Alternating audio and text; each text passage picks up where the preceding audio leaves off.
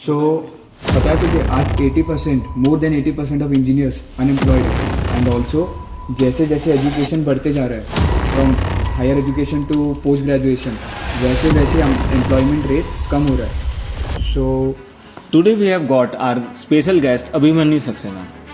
वो एक ऐसे शख्स हैं जिन्होंने 6000 करोड़ की कंपनी खड़ी की है, इंटरव्यू बिट एंड स्केलर. सो आज थोड़े इंसाइट्स लेते हैं कि ये प्रॉब्लम का कारण क्या है. तो सर, जैसे कि आर्य ने बताया कि इंडिया में अनएम्प्लॉयमेंट रेट बहुत ज़्यादा है और जैसे जैसे हम डिग्री लेते हैं उसका और ज़्यादा अनएम्प्लॉयमेंट रेट बढ़ रहा है. ऐसा क्यों? What's the reason? काफ़ी इंटरेस्टिंग स्टेट्स हैं. तो आप बोल रहे हो कि जो स्कूल ग्रेजुएट्स हैं वर्सेस जिन्होंने एक बैचलर्स डिग्री कर ली, तो probability of being in a job is higher for someone who is just who have only studied till school. बात बिल्कुल सही है. And not only till this, it all goes all the way कि probability of being employed is higher for school pass, lesser for graduates, even lesser for postgraduates, and the unemployment rates are highest for further higher education, PhD etc. एक अगर मैं ये question पूछूं आपसे कि नौकरी किसको मिलती है, जो ज़्यादा एजुकेटेड होगा उसको नौकरी मिलेगी. एक आई थिंक कन्फ्यूज़न ये है कि हमको लगता है कि डिग्री और एजुकेशन एक ही बात है. बट लेट्स आस्क दिस कि दोनों एक ही हैं क्या. पहले कभी ऐसा होता था कि जो बहुत एजुकेटेड होगा उसको डिग्री मिलेगी. बट आई थिंक अगर अपन इसको थोड़ा डेप्थ में जाके देखें तो आपको समझ आएगा कि डिग्री मिलना और एजुकेटेड होना या स्किल्ड होना थोड़ा सा डाइवर्ज हो गया है. राइट? जॉब किसको मिलेगी, एक बार उस पर सोचते हैं कि हु विल गेट एम्प्लॉयड. कि दुनिया में लोगों के पास काम है, कंपनीज़ के पास कुछ काम है, उनको जो काम उनको करवाना है किसी से. जो इंसान वो काम कर सकता होगा उसको जॉब मिलेगी, जो नहीं कर सकता होगा उसको नहीं मिलेगी. राइट? अब अगर बहुत सारे लोग हैं जिनको बस डिग्री तो मिल गई है लेकिन उनके कोई स्किल्स नहीं बिल्ड हुए हैं जिससे वो काम कर सकें जो कंपनीज करवाना चाहती हैं, तो उनको तो जॉब मिलने का कोई चांस है नहीं.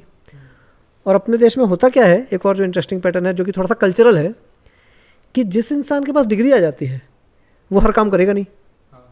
जो 12th पास है वो तो खुशी खुशी कुछ भी काम कर लेगा. तो आपने डिग्री ले ली तो आप बोलोगे कि मैं ये जॉब नहीं करूँगा, वो जॉब नहीं करूँगा. और जो जॉब एक्चुअली स्किल्ड लोगों को मिल सकती थी वो अपने स्किल्स नहीं डेवलप किए. तो नेट टुगेदर दिस कॉजेज कि जैसे जैसे डिग्री का लेवल बढ़ता जा रहा है वैसे वैसे अनएम्प्लॉयमेंट रेट बढ़ता जा रहा है.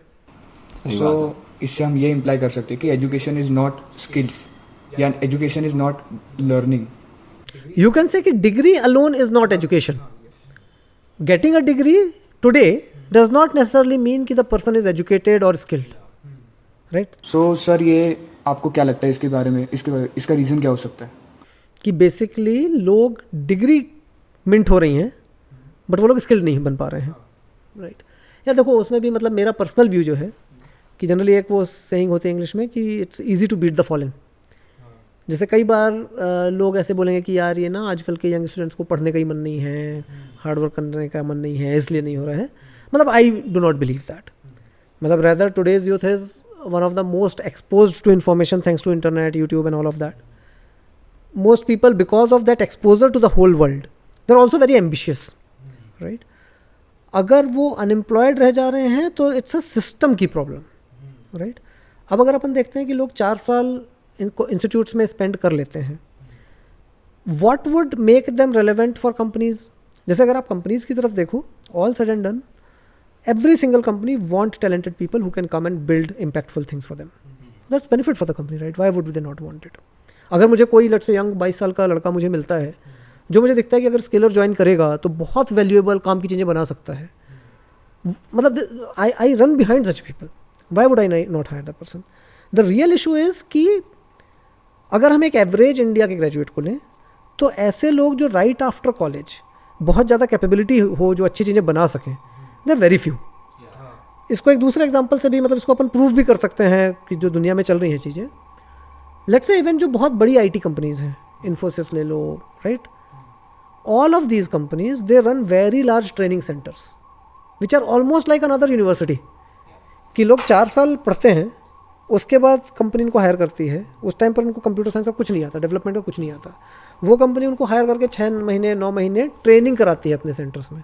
उनको एक तरीके से वो सिखाती है जिसके बाद वो काम कर सकें। सर ये एक स्टैट भी था कि नारायण मूर्ति ने खुद कहा था कि एक्चुअली 80 to 85% जो इंजीनियर्स हमारे पास आते हैं काम करने, उनमें से बस 15% 10% ही बस रहते हैं एम्प्लॉयबल, फिर सबको सिखाना पड़ता है इसका। राइट। मतलब कंपनी वालों ने मान लिया है कि जो आएगा उसको काम तो आता है नहीं, हमें ही सिखाना है। तो देखो जो बहुत बड़ी कंपनीज हैं वो तो एक, जैसे इन्फोसिस में मूर्ति जी ने तो इतना बड़ा सेंटर लगा दिया, जो छोटी कंपनीज हैं वो नहीं कर सकती। तो अनएम्प्लॉयमेंट का कोर रीज़न वही है कि majority of the companies can not take in people and then teach them and then put them to work. They need people who if they join they can start working, right. अब फिर दूसरा question है कि क्यों नहीं सीख पा रहे हैं लोग। अनएम्प्लॉयमेंट का तो रीज़न ये है कि क्योंकि लोगों को आता नहीं है। बहुत सारी स्टडीज़ हैं जो आप भी बता रहे हो कि ऑलमोस्ट 80-90% लोग ग्रेजुएट होने के बाद उनको वो चीज़ें आती नहीं जिनसे वो कुछ वैल्यूएबल कंट्रीब्यूट कर सकें। 4 साल लेकिन वो इन्वेस्ट कर रहे हैं, 4 साल कॉलेज में फिर कर क्या रहे हैं। बहुत सारे लोग मेहनत भी करते हैं, आई वुड नॉट से कि मेहनत नहीं करते, राइट। हाँ ठीक है, राइट, कि मान लो कि एक कॉलेज में जो हैं जो बच्चे 4 साल जो हैं उसमें 2 कैटेगरीज होंगी। एक होंगी जो मेहनत तो कर रहे हैं, जो भी करिकुलम है उसमें अच्छे मार्क्स भी ले आए हैं। जैसे मैं ऐसा मानता हूँ कि जो भी एग्जाम में अच्छे मार्क्स ले आए हैं तो कुछ ना कुछ तो मेहनत कर रहे होंगे, वो भी उनके भी एम्प्लॉयमेंट कमी है। ऐसा तो है नहीं कि कॉलेज में जिनके भी अच्छे मार्क्स हैं सबके जॉब लग जा रहे हैं। दूसरे हैं जो कि मेहनत भी नहीं कर रहे हैं। मेहनत जो नहीं कर रहे हैं उनके भी 2 रीजंस होंगे कि there might be a smaller subset कि जिनको लेट्स से जिस भी फील्ड में उन्होंने एडमिशन ले लिया उसमें उनको इंटरेस्ट नहीं है। दूसरे ऐसे होंगे कि इंटरेस्ट तो है लेकिन for whatever reason they are not able to pursue, right. तीनों कैटेगरीज पे करके आते हैं। जो मेहनत कर रहे हैं कि जो भी उनके लेट्स से कोर्स में था उन्होंने रेगुलरली क्लासेस की। अब उसमें भी अगर आप स्टडी करो कि लेट्स से मेजॉरिटी कॉलेजेस में जो सब्जेक्ट्स पढ़ाए जा रहे हैं, how many of them directly link to something that companies would ask them to do. तो मतलब अब उसमें भी फर्दर क्वांटिफाई हम करें कि अगर बहुत कम ही सब्जेक्ट्स हैं ऐसे जिनमें कुछ रेलेवेंट ही नहीं है, तो फिर अगेन बच्चा मेहनत करके पढ़ भी लेगा, एग्जाम में अच्छे नंबर भी ले आएगा, but what after that, right. Like CA student को फर्स्ट ईयर में अननेसेसरी सब्जेक्ट्स है जैसे ग्राफिकल इंजीनियरिंग, ड्राइंग या केमिस्ट्री हो गया, सो दैट इज टोटली अनरिलेटेड। तो सही बात है, केमिस्ट्री कोई क्यों पढ़ेगा? अगर मैं सीएस पढ़ने आया हूँ मैं केमिस्ट्री क्यों पढ़ूंगा? मेरे को केमिस्ट थोड़ी बनना है, मैं सॉफ्टवेयर डेवलपर बनने आया हूँ तो मैं डीएसए करूंगा, कोई प्रोग्रामिंग लैंग्वेज सीखूंगा। केमिस्ट्री क्यों पढ़ाते हैं? ऐसा क्यों है कि करिकुलम इतना मतलब अभी भी है कि अवेयरनेस फैल चुकी है कि कम अनएम्प्लॉयमेंट दिख रही है, उसका रीजन भी पता है कि स्किल्स नहीं है, फिर भी कॉलेज वाले फिर भी क्यों पढ़ा रहे हैं केमिस्ट्री जैसे सब्जेक्ट्स? यार वो बेसिकली रूट कॉज अगर मैं उसका देखूं तो वो होता क्या है कि most traditional systems they do not change fast, right. जितना ज़्यादा कोई सिस्टम पुराना होता है उनका वो जो बोलते हैं ना कि मोमेंटम, स्टैटिक मोमेंटम उतना ज़्यादा बढ़ता जाता है। जितनी पुरानी चीज़ होगी उतनी मुश्किल से वो बदलेगी, राइट। जैसे लेट्स से आप अगर ऑटोमोबाइल इंडस्ट्री ले लो, Tesla started making electric cars, they said कि we will change because it was a new in a way startup, right? Ford etc. for very long time they couldn't move that fast with making electric cars. Now when it is clear that electric vehicles is the future, then everyone is trying to follow up. Education system का भी क्या है कि it's such a old system कि there's a lot of lethargy or static momentum to change, right? अब जैसे कि there are lot of academic angle पे there are viewpoints. जैसे वन में आर्ग्यू कि जैसे आपने बोला कि केमिस्ट्री क्यों पढ़ा रहे हैं, राइट। समवन वाइट से कि नहीं केमिस्ट्री तो सबको आनी चाहिए। Actually how it all started was कि computer science is a new field, it's a new domain, right? Let's say back in 1970s or even let's say 1950, 1970 तब तो ये डिपार्टमेंट होता ही नहीं था, राइट। अब वहाँ पर क्या था कि आपके इंजीनियरिंग के कोर्सेज क्या हैं, सिविल है, मैकेनिकल है, मेटलर्जी है, इलेक्ट्रिकल है। इन सब में there are quite a few common things जिनके चलते दिस मेड सेंस कि सिविल वाले को, मैकेनिकल वाले को, दोनों को इंजीनियरिंग ड्राइंग करनी पड़ेगी, तो फर्स्ट ईयर उनको साथ में पढ़ा दो, सेकेंड ईयर थर्ड ईयर में जाकर स्पेशलाइजेशन कर लेंगे, राइट। जैसे सिमिलरली लेट्स से कि एक सिविल वाले को भी एक केमिस्ट्री समझ आनी चाहिए कि सीमेंट का केमिकल कॉम्पोजिशन क्या होता है, किस कॉम्पोजिशन पे कैसा स्ट्रेंथ में चेंज आता है। और लेट्स से एक मैकेनिकल वाले को भी थोड़ी केमिस्ट्री समझ आनी चाहिए कि मटेरियल्स क्या क्या होते हैं, राइट। तो it might have made sense back then कि तो भाई दोनों को केमिस्ट्री फर्स्ट ईयर में पढ़ा दो क्योंकि सेकंड ईयर में दोनों को काम आनी है। Absolutely made sense. Now computer science when our country the world realize कि यार लोगों को कंप्यूटर साइंस भी सीखना ज़रूरी है, सर ठीक है इंजीनियरिंग कॉलेज है यहीं पे एक और ब्रांच बना देते हैं। अब किसी कॉलेज के लिए कंप्यूटर साइंस का ब्रांच जो है उनके लिए एक पूरा अलग पैरेलल रन करना कि भाई कंप्यूटर साइंस वाले आएंगे उनका फर्स्ट ईयर से ही अलग चलाना पड़ेगा, बाकी सबका अलग चलेगा, it's operationally very complex, right. तो उन्होंने बोला कि यार simpler way to do this would be कि इनको भी फर्स्ट ईयर में यही सब पढ़ा दो, क्योंकि बाकी सब वो सेकंड ईयर के बाद सीख लेंगे, कोई बात नहीं, it's easy to do, right. Then there is a philosophical thing as well, some people would say कि नहीं ये तो सीखना चाहिए। अब उसमें मेरा टेक क्या है कि भाई कि this system is not evolving as fast as the world is changing.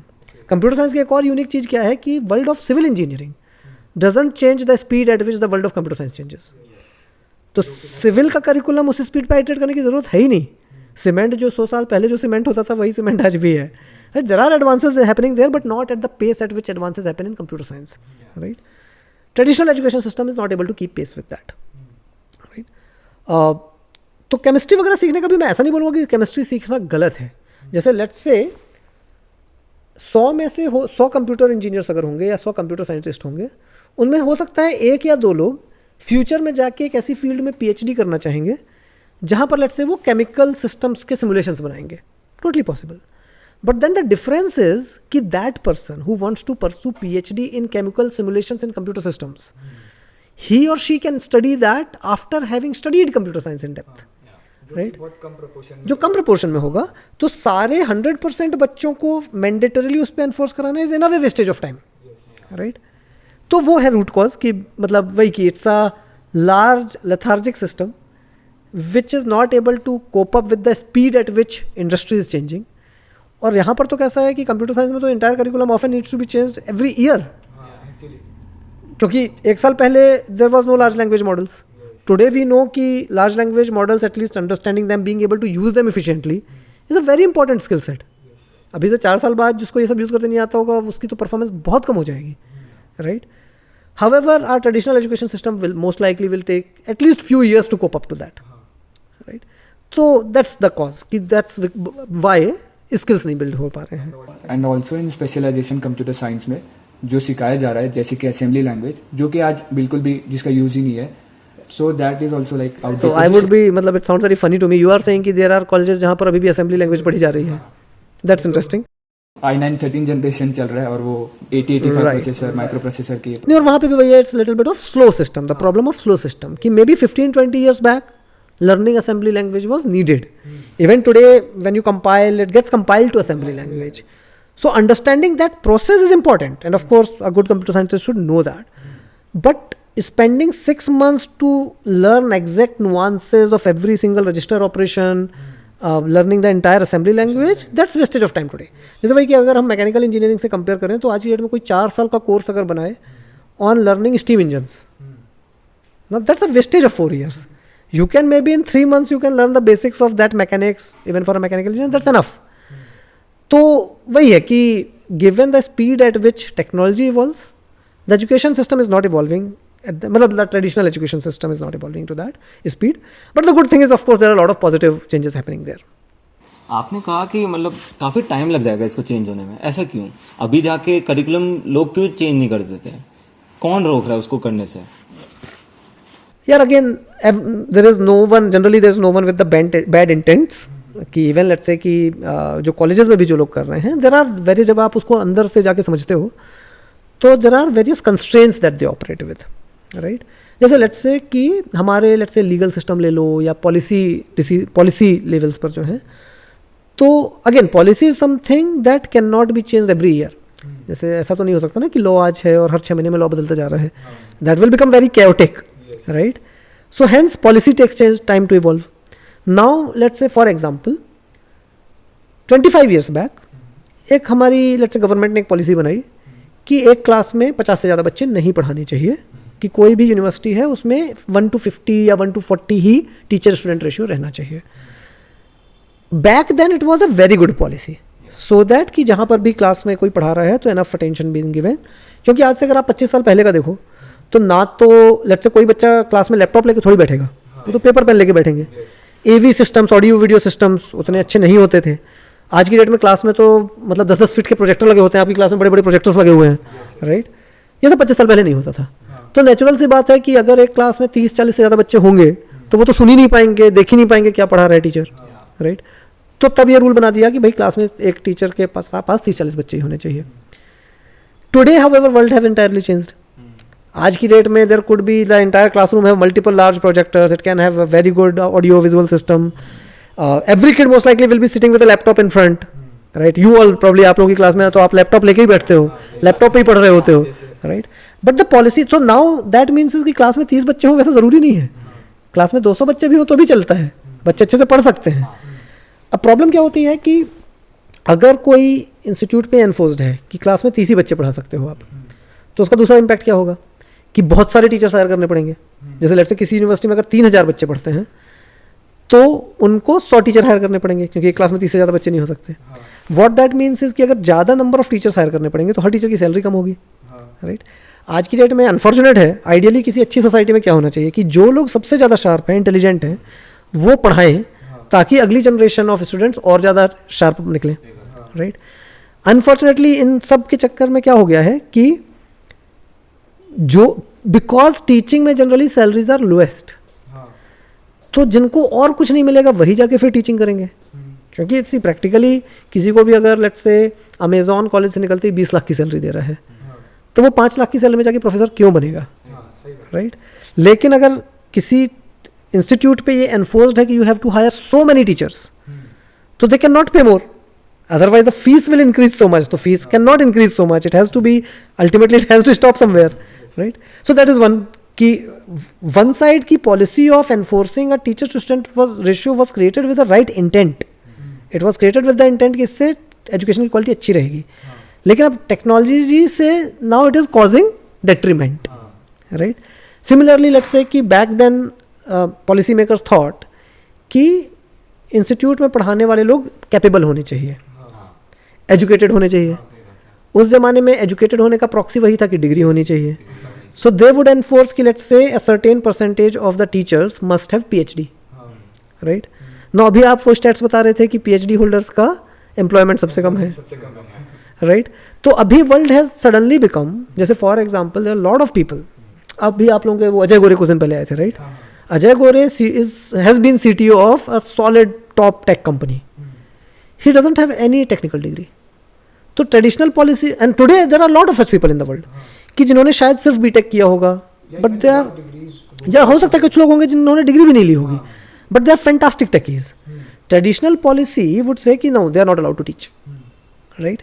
So that can also degrade. अब उसके चलते क्या हो रहा है कि आइडियली क्या होगा कि जैसे आइडियल होगा ये कि जो लोग इंडस्ट्री में बहुत हाई इम्पैक्ट काम कर रहे हैं वही लोग पढ़ाएं, लेकिन बहुत सारे लोग हैं जो कि traditional policies will not allow them, so these policies play a role, right. Then lot of cultural elements also play a role, क्योंकि हमारे यहाँ कई बार वो इंडेक्सिंग इतनी ज़्यादा वो है कि बस डिग्री मिल जाए तो हो जाएगा। जैसे यूएस में एक इंटरेस्टिंग फैक्ट है, मेरे को एग्जैक्ट नंबर याद नहीं आ रहा है, लेकिन यूएस में the number of people who finish degree has dropped substantially. Lot of people in US now से कि यार नहीं करनी डिग्री, उनको कॉलेज में एडमिशन लेंगे, 1-2 साल में समझ आ जाएगा कि यार यहाँ पे तो मैं जो कर रहा हूँ उसका कोई फ़ायदा नहीं है, they will drop out, right. तो वहाँ पर एटलीस्ट क्या होता है कि if they drop out that doesn't necessarily mean a bad thing, what that mean is कि now then they start pursuing something which makes them employed, कि अगर उसको ये समझ आ रहा है कि यार साल भर बाद भी मुझे वही जॉब मिल रहा है, 4 साल बाद भी मुझे वही जॉब मिलेगा, तो मैं क्यों ही करूँ, राइट। इंडिया में लेकिन हमारा कल्चरल माइंडसेट भी है थोड़ा कि नहीं डिग्री सबसे ज़्यादा इंपॉर्टेंट है। तो डिग्री इंपॉर्टेंट है, लेकिन इंपॉर्टेंट टू अंडरस्टैंड इज कि education at its core is what is important, degree is only a validation for that. Just getting that certificate without knowledge, without real education has no value. जैसा again it's also sometimes rooted in India में, जैसे cheating is very prevalent. Exam में किसी को भी मौका मिलेगा तो वो चीट करेगा। एक और फनी है बात कि in most US universities, unfortunate भी है, थोड़ा बड़ा बुरा फील होता है वो सुन के, मोस्ट यूएस की यूनिवर्सिटीज़ में इट्स इनफेमस कि इंडियन स्टूडेंट्स तो चीटिंग करेंगे ही करेंगे। जबकि एक जैसे मेरे जो कुछ फ्रेंड्स हैं जो यूएस अमेरिकन या यूरोपियन, उनका ऐसा होता है कि वो अगर एग्ज़ाम दे रहे हैं, अगर आप उसके सामने आंसर शीट रख दोगे वो हटा देगा, वो बोलेगा अरे क्यों करूँ मैं ऐसा, it's not the purpose of the exam. Because India में हमको एक बहुत इन अ वे बहुत स्टूपिड बात लगेगी जब आप उसको उस एंगल से देखोगे कि पर्पज़ एग्जाम का क्या है। एग्जाम का पर्पज़ ये है पास होना, जस्ट पास होना। तो जो आपने रिस्पॉन्ड किया इमीडिएटली कि पास होना है पर्पज़ एग्जाम, एक्चुअली वो है ही नहीं पर्पज़ एग्जाम का। एग्जाम का रियल पर्पज़ ये है कि मैं जो चीज़ें सीख रहा हूँ, मैं एक बार उसका ट्रायल ले रहा हूँ कि मैं कितना सीख चुका हूँ। ऑन ए स्केल ऑफ 10 मैं 5 तक सीखा हूँ, या 8 तक सीखा हूँ, या 10 आउट ऑफ 10 सीख गया हूँ। अगर मैं 10 आउट ऑफ 10 सीख गया हूँ, फैंटास्टिक, मैं अगली चीज़ें सीखना शुरू करता हूँ। अगर मैं 5 आउट ऑफ 10 सीखा हूँ, स्टिल फैंटास्टिक, आई नो कि इस पर मुझे थोड़ा और टाइम इन्वेस्ट करके इसको सीखना है ठीक से.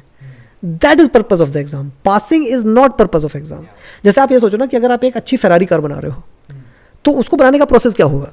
आप उसका एक इंजन डिजाइन करोगे, उसके बाद उसको टेस्ट करोगे कि ठीक से चल रहा है कि नहीं चल रहा है, राइट. अगर उसमें कुछ गैप समझ आए कि यार इसमें इस आरपीएम पर जाके कुछ फ्रिक्शन आता है, तो आप फिर उसको ठीक करोगे. सारे टेस्ट अगर पास हो जाएंगे तो उसको कार में लगा के रेस ट्रैक पे भगा दोगे, राइट. अब मान लो कि फेरारी कार में दिमाग होता और वो बोलती कि यार ये जब टेस्ट हो रही है ना, टेस्टिंग हो रही है ना मेरी, तब मैं चीटिंग कर लेती हूँ कि एक्चुअली तो 5000 आरपीएम के ऊपर मैं फटने वाली हूँ, लेकिन मैं चीटिंग कर लेती हूँ कि इस टेस्ट किसी तरीके से पास हो जाए, कि 5000 से आरपीएम से ऊपर से चलता है, इस इंजन से नहीं आता, लेकिन उसी तरह से मैं चीटिंग कर लेता हूँ, इस टेस्ट में फेक कर देता हूँ कि मैं तो चल जाऊँगा 5000 आरपीएम के ऊपर. अभी क्या होगा, आप उसको कार में लगा दोगे, अब वो कार ट्रैक पे जाएगी and it will be a fireball. Humans भी जो एग्जाम में चीट करते हैं, जो इंडिया में काफ़ी प्रेवलेंट है, क्योंकि हमें लगता है कि बस टेस्ट पास करना है, वो जब रेस ट्रैक पे जाते हैं, विच जब इंडस्ट्री में जाते हैं, तो they become a fireball, they become unemployed. Test, आपके इंजन टेस्ट का पर्पज़ क्या है कि अगर सब कुछ परफेक्ट है तो अगले स्टेज पे लेके जाओ, परफेक्ट नहीं है तो उसको ठीक करो, फिर अगले स्टेज पे लेके जाओ. क्योंकि उसको ठीक किए बिना आप अगले स्टेज पे लेके जाओगे तो it can result in explosion. तो ये कल्चरल इशू जो है कि हमारे जो पूरे स्कूल में, जो एकदम स्कूल्स वगैरह में एकदम सालों साल ट्रेन कर करके बिठा दिया जाता है कि बस एग्जाम में पास करना सक्सेस है, that is also one big issue. कि more and more students realize this कि ये आप अभी लेट्स से असेंबली लाइन पर हो, अभी आपको बनाया जा रहा है, जो आपकी टेस्टिंग हो रही है that is to figure out कि किस किस में क्या क्या एडिशनल इनपुट्स और डालने हैं. But why kick it cheat, because it is 18 years of training. So unlearning that on a cultural level is also important. कि getting high marks in exam, just getting a degree, that is not going to get you success in life. What is going to get you success in life is, are you really a perfected engine or not? And that will only happen through genuine testing and correction. Sir also एक USA का सर्वे है कि जो top universities है, MIT, Oxford, Harvard जैसे, उनके जो भी प्रोफेसर्स है वो हाईएस्ट पेड मोस्ट टॉप 10 में आते हैं, राइट. तो वो भी हमारे कैप हो जाता है हमारे प्रोफेसर्स को कि इसके आगे आपको सैलरी नहीं मिल सकती. सो बहुत कम लोग आते हैं फील्ड में, राइट. नहीं तो भाई कि वो इट्स बोथ पॉलिसी एंड कि एक तो एंड जनरल इकोनॉमिक्स, राइट. कि कोई भी इंस्टीट्यूट होगा, फॉर प्रॉफिट हो, नॉन प्रॉफिट हो, they have to run sustainably, right. अब अगर पॉलिसी एनफोर्स करेगी कि these are the kind of salaries that you can pay, if policy will enforce कि only these many students can be in a class, तो high salary पे hire करना becomes impossible. आप simple math करो कि अगर कोई लेट्स से टॉप कंपनी में अच्छी पोजीशन पे बंदा है, now this guy let's say have a $100,000 salary, Indian currency में लेट्स से 70-80 लाख की सैलरी हो गई. अब एक 80 लाख की सैलरी वाले बंदे को अगर आप बोलोगे कि बस 20 बच्चों को पढ़ा सकते हो, तो हर बच्चे की पढ़ाने की कॉस्ट 4 लाख साल की हो गई, केवल उस एक टीचर की. 4 टीचर पढ़ा रहे हैं तो 16 लाख साल की हो गई, और फिर और जोड़ दो तो वो 25-30 लाख साल की फीस हो जाएगी, which no one can afford. तो at all these policy level and मतलब भाई यूएस में of course US does allow for profit education, US have very lax policies. तो उनका जनरली कैसा होता है कि दे वुड इंडेक्स ऑन कि करिकुलम का आउटकम क्या आ रहा है. जैसे कि they would penalize a university if their graduation और employment rates are very poor, instead of saying कि आप इतनी ही सैलरी दोगे या क्लास में इतने ही बच्चे बैठाओगे. सो ये को रिलेटेड है दोनों. एंड ऑल्सो मेडिकल में तो ऐसा नहीं होता है हमारे यहाँ. हाँ, ये आपने बहुत जैसे बोला कि इंजीनियरिंग कॉलेज में पॉसिबल नहीं है, और मेडिकल कॉलेज में तो प्रोफेशनल्स ही पढ़ते हैं वो लोग. हाँ, actually very good point, very interesting point यार. तो इंडिया में मेडिकल एजुकेशन में काफ़ी चीज़ें हैं जो बहुत अच्छी हो रही हैं, जो कि engineering hopefully will also get there. Well lot of new things are happening, I am sure कि engineering will also get there. Medical में जैसे पहली चीज़ क्या है कि कोई भी मेडिकल कॉलेज खोलने के लिए, जैसे लेट्स अगर आप मेडिकल कॉलेज खोलना चाहते हो तो सबसे पहले आपको एक हॉस्पिटल बनाना पड़ेगा. एंड हॉस्पिटल पे there would be certain metric कि आपके इतने पेशेंट्स होने चाहिए, इतना लेट्स से सक्सेस रेट होना चाहिए, तभी आप मेडिकल कॉलेज बना सकते हो. दूसरी चीज़ कि मेडिकल कॉलेज में जो भी इंसान पढ़ा रहा होता है वो एक्चुअली हॉस्पिटल में डॉक्टर का भी काम कर रहा होता है. अगर कोई कार्डियोवास्कुलर सर्जरी पढ़ाता है तो that guy also does cardiovascular surgeries, and then in the morning the person will do few surgeries, in the evening the person will teach. And even these students, they are not just sitting in the class and just memorizing something. they also treat In the day they will be working in the hospital. Let's say कि probably someone who is doing a PG in cardiovascular. So not only they are studying in the class, they are also assistants of the surgeon during the surgeries. They are standing there, they are helping out, they are seeing what the lead surgeon is doing. Right. Third is कि interestingly, ये मेरे को भी अभी पता चला था किसी से, कि इंडिया में for profit education is allowed in medical. तो that also attracts a lot of investment, right. कि अगर if it is a reasonable thing to run, then more people are willing to put in capital in that, right. तो medical में उसके चलते of course so far at least the quality of education have remained high even globally. For मतलब Indian doctors are respected. Even US Europe वगैरह में भी आप देखोगे तो बहुत सारे जो हाई मतलब सॉट आफ्टर डॉक्टर्स होते हैं, many of them are Indians. So we have talked about मतलब कि क्या प्रॉब्लम है, क्यों प्रॉब्लम है, मगर आपके अकॉर्डिंग कि क्या चेंजेस होने चाहिए और इंडिया को आप विजन कैसे करते हो 10 साल में कि इंडिया कैसे बन सकती है कि इस प्रॉब्लम का सोल्यूशन. और आपको क्या लगता है कि पॉलिसी में क्या चेंजेस आ सकते हैं? यार one thing that I am very optimistic and positive about it कि of course nothing is perfect, but there is a very fast pace of improvement that is happening. The way we talk about कि how today we are a 3 trillion GDP economy. I strongly believe that India is bound to become a 30 trillion GDP economy. Of course, it will take few decades. It's not something that happens immediately. One biggest contributor to that is ki what is the quality of education that we can provide. Because the biggest contributor to a big economy is whether there is a large population of very highly skilled people or not. जैसे आप China को ले लो, US को ले लो, these are the largest economies today, right? They are such a large economy because they have a very large population of very highly skilled people, right? तो education को fix होना तो is necessary condition to have the kind of economic growth that we want to see.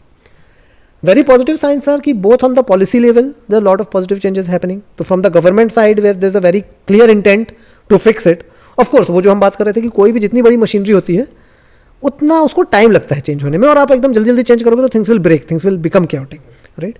अभी जैसे I think couple of years back हमारा new education policy announce किया था, right.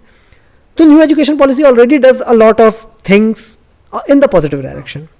For example जो आप लोग को जो डिग्री कर रहे हो बिट्स पिलानी से, that's very heavily build under new education policy. This thing is possible the way you guys are able to have a more industry oriented education is rooted in also the positive changes made in the policy through new education policy, right.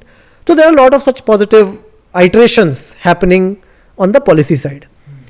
I'm fairly optimistic in the coming years, year over year, there are more and more so very clear directional thing from the policy makers, be it भाई PMO Modi ji या फिर हमारे skill ministry या education ministry, सबका clear at least as much I read in the news here from the public channels, that clear direction वही है कि how do we propel in India more and more on skill first, employment first education.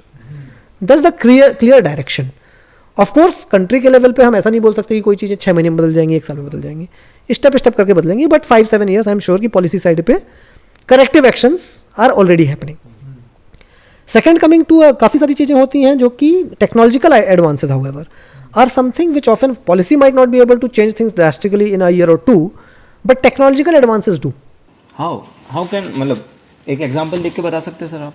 हाँ, तो यार देखो जैसे कि अगर अपन ऐसे सोचें कि आज से 25 साल पहले 50 साल पहले what was the highest quality of education that someone had access to? जैसे let's say aristocrats हैं, royal families हैं, let's say multi billionaire लोग हैं, उनको क्या क्वालिटी ऑफ एजुकेशन का एक्सेस था? बेस्ट मतलब पूरी कम्युनिटी में सबसे बेस्ट उनको ही मिलता था, हाँ, फ्रॉम पर्सनलाइज्ड ट्यूटर्स, राइट. तो वो लेट्स से कि एक मल्टी बिलियनर है या कोई एरिस्टोक्रेट है, what they can afford is कि उनके बच्चों के लिए they might just hire a personal tutor, एकदम super advance, super capable, super smart person जो आके 1-on-1 बच्चे को पढ़ाएगा. वो समझेगा कि उस बच्चे को क्या चीज़ें समझ में आती हैं, क्या नहीं आती हैं, किस एरिया में इंटरेस्ट है, वो उसमें भी गाइड करेगा. देखो तुम्हें इस एरिया में इंटरेस्ट है तो तुम उसमें ज़्यादा अच्छा कर लोगे, right. Now however of course we all cannot afford that. Everyone cannot afford that because having a highly educated personal tutor would cost easily, मतलब वही एक highly capable person की इंडिया में सैलरी 40-50 लाख होगी, तो 40-50 लाख साल का अपने एजुकेशन के लिए कौन खर्च कर सकता है? Very few, right? But now we have LLMs, right? How many of you play with ChatGPT? Almost all of you, right? Now you see it can talk with you almost like a human. Now let's say if someone builds a custom trained model which is very heavily personalized model which knows you very well, as much let's say a personalized tutor would know and probably even more than that, क्योंकि एक personalized tutor तो आपको थोड़ा ही जानेगा, this model might work on top of on your phone. आपकी क्या habits हैं, आप कब सोते हो, कब उठते हो, क्या चीज़ों में आपको ज़्यादा इंटरेस्ट आता है, and may be you can talk with it just like a personalised tutor. It might be a friend, it can be a friend जो आपको पूरा करियर पे गाइड कर रहा है. इमेजिन दिस कि whoever you look up to as कि यार ये हैं इंसान जो मुझे अच्छा गाइड कर सकते हैं. Imagine that person is available to you 24/7 who is your companion, right. मेरा दोस्त है बेस्ट है ना. तो वो अगर मेरे को मतलब बचपन से कोई हो साथी तो बचपन से वो आपको जानता है, उसको ये पता है कि आपको किस तरीके से चीज़ें बेटर समझ आती हैं. सेल्फ लर्निंग है. हाँ, कि वो आपके सारे बिहेवियर से सीखता जा रहा है. उसको पता है कि कैसे आप चीज़ें ज़्यादा इजीली समझते हो, उसको पता है किन चीज़ों में आपको ज़्यादा इंटरेस्ट है, वो सब उसको पता है. And this person is available to you 24/7 and it has knowledge of all the world, right. So that could happen now. मतलब it's maybe you guys can build it, right.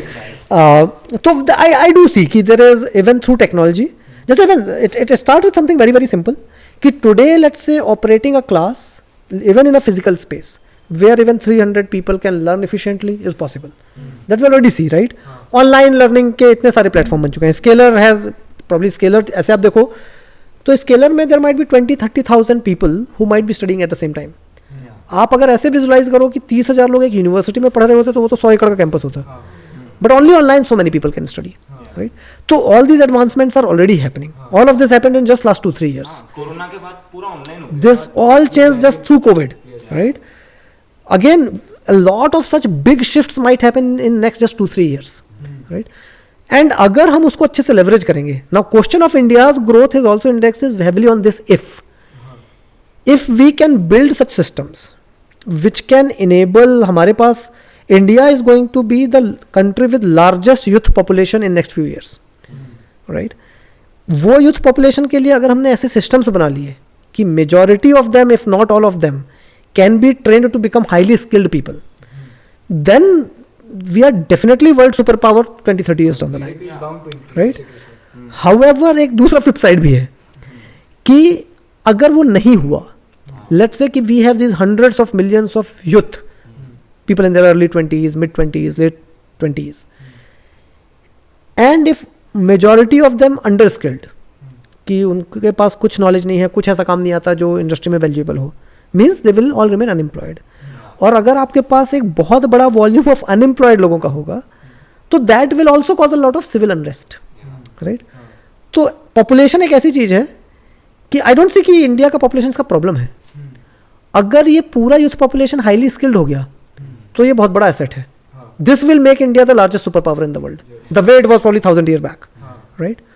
और अगर ये नहीं हुआ then this will become a very big liability and then it will become a big problem, because if you have so many unskilled unemployed people, what would they do? There's so much energy and they're unemployed, then they will do bad things.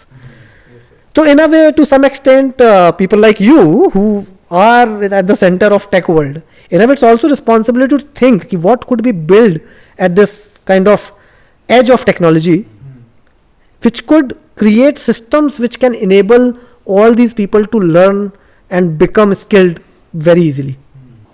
Sir after this insights हमें भी लग रहा है कि हम कुछ ऐसा करें एंड कंट्रीब्यूट करें ये फील्ड में and make India's population more employable. Fantastic यार, बिल्कुल करना. और अभी मैं हर महीने में चेक करूंगा कि कुछ कर रहे हो कि नहीं कर रहे हो. बातें बस करने से कुछ नहीं होगा. It's good to dream because unless you think कि we could do something big, of course nothing could happen. But dreaming alone has zero value. You have to dream and then every single day do something which is a step towards that dream. Totally agree, sir. So we would end with this. Thank you, sir, for coming. Thank you, sir, for coming to this. Okay. All right. Thank you, sir.